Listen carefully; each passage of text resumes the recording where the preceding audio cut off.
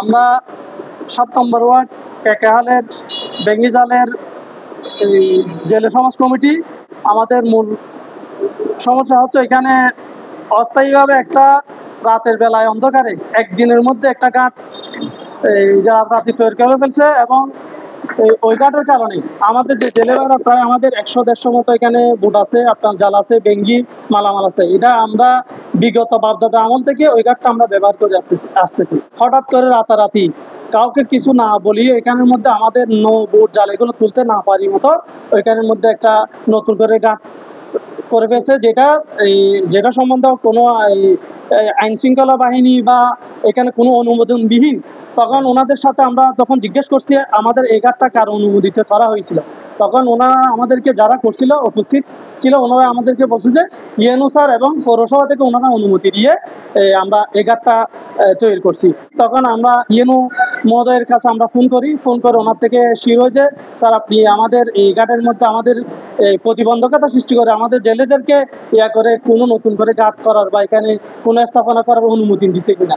তখন স্যার আমাদেরকে এনশিওর করে যে আমার কাছে এই ধরনের কোনো তথ্য বা এরকম কোনো আমরা অনুমোদন দিই নাই। হঠাৎ করে যেহেতু এরা করার পর এখন এই ঘাটের কারণে আমাদের যে এখানে যে ক্ষুদ্র ছোট ছোট যে নৌকাগুলো আছে, বোটগুলো আছে, আমাদের জাল মাল যেগুলো আমরা সব সংরক্ষণ করি এখানে, মাছও বিক্রি করি এখানে।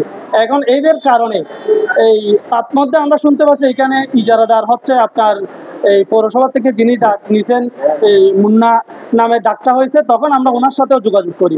তখন ওনার নাম উনি যেহেতু এখানে ইজারাদার, জিজ্ঞেস করছিলাম যে আপনি কি এখানে পৌরসভা থেকে অনুমোদন নিয়ে এখানে কোনো কাজ করছেন কিনা। তখন উনি বলছে এখানে আমাদের এইটা সম্বন্ধে উনি কোনো অবগত না, উনি ওই ধরনের কোনো কিছু কাউকে বলেন নাই। এবং আমাদের এখানে প্রায় ১০০-১৫০ ফ্যামিলি প্লাস হচ্ছে অনেক জেলে পরিবার এখানে আমরা জড়িত, এই ৪০০ ফ্যামিলির মতো। এই ঘাটে যদি এখানে যদি ওনারা এখানে এটা পরিচালনা করে, তাহলে আমাদের আর এখানে উঠা নামা, আমাদের মাল সামানা কোনো কিছু আমাদের এখানে রাখার কোনো জায়গা নেই। তাই এই সংশ্লিষ্ট যাদের দায়িত্ব আছে পৌরসভা এবং ইউএনও মহোদয় এবং আইন শৃঙ্খলা বিশিষ্ট, যেখানে যাদের দৃষ্টি আকর্ষণ অবৈধভাবে খালের মধ্যে কুটি গেড়ে এরকম ঘাট করার কোনো অনুমোদন আছে না, কোন শক্তিতে কোন প্রয়োগে তারা এটা রাতারাতি কোনো অনুমোদনবিহীন খাল দখল করে এই ঘাট করার, এটা আমরা তীব্র প্রতিবাদ জানাই। দীর্ঘদিন কেকাহালত কেকাহালত মাছ বিক্রি করি, এখানে নৌকা রাখি, এখানে জাল রাখি। হঠাৎ করে যায় ইটা জাল চেক মাটির গাছ আসছিল আমাদের এখানে ব্রিজের নিচে, ওরা করতেছে আমাদের গাছে যেখানে রাখি এখানে রাখতে একটা জেরি করে ফেলতেছে। আমি তখন প্রশ্ন করতেছি ওই তোমাদেরকে এখানে জেরি বানানোর কে অনুমতি দিছে। আমাকে বলতেছে পরিষেবা কেন আপনাদেরকে অনুমতি দেবে, তোমার গাছ তো শুধু ওইখানে।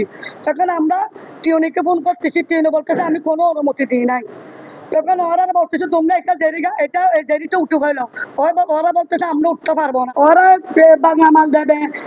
ইয়ার আগে বিজিবি ট্যাবলেট দশটা ছিল, তেল প্রচার দশটা ছিল, তখন গাড়টান বিজিবি বন্ধ করে দিছিল। আবার বিজিবির কথা না মানিয়ে ক্ষমতা দূরে যায় গাড়টান দখল করতেছে। আওয়ামী লীগ অবৈধ সরকার পালানোর পরে ওই আওয়ামী লীগের সম্পদগুলো ওইগুলো কি করতেছে, যারা ইজারার নিচে ওরা কি করতেছে, নিরাপত্তা দিয়ে ওই গাছটা দখল করতেছে আমাদের গরিবগঞ্জে। আমরা সরকারের থেকে প্রশাসন বাইরের থেকে এই পুরাই আওয়ামী লীগের লোকেরা নিরাপত্তা দিচ্ছে তো ওরা আইনে উঠে আনো।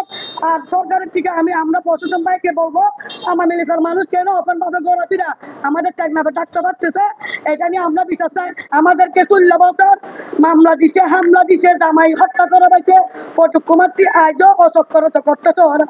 এটা করতে পারবে না, এটা জনগণের ক্ষমতা দেখায়।